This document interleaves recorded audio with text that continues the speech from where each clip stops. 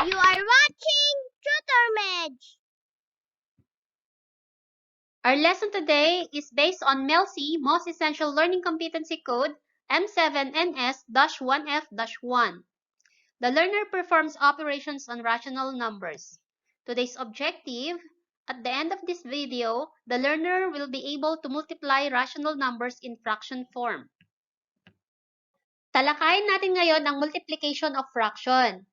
For example, we have 3 over 10 times 6 over 7.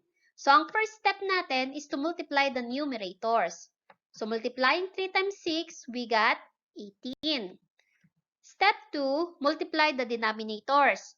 So, multiplying 10 times 7, we got 70. Step 3, simplify the fraction if possible. So, take a look at 18 and 70. Meron ba silang greatest common factor? So, meron. Ito yung 2.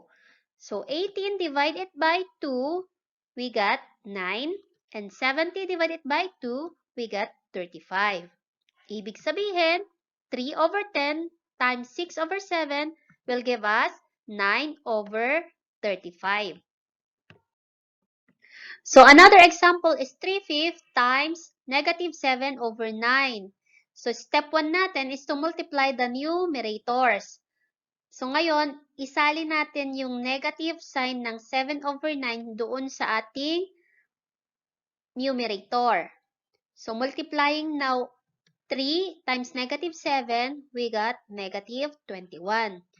Step 2 natin is to multiply the denominators. So, multiplying 5 times 9, we got 45.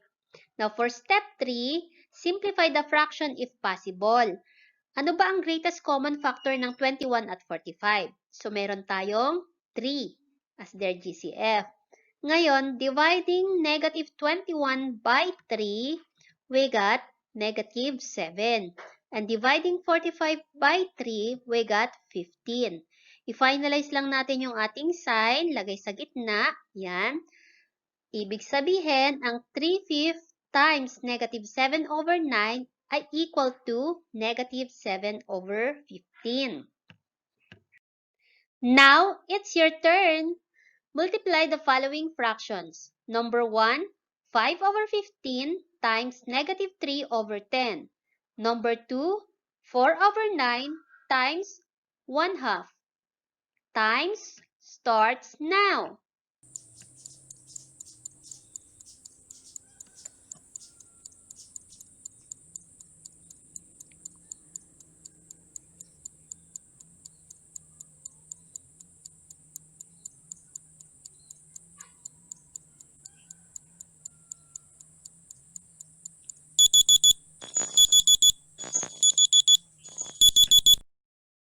Ang mga sagot, for number 1, negative 1 over 10. For number 2, 2 over 9. Nakuha mo ba? Hanggang sa muli! Like and subscribe. Tutor Mej. Happy learning!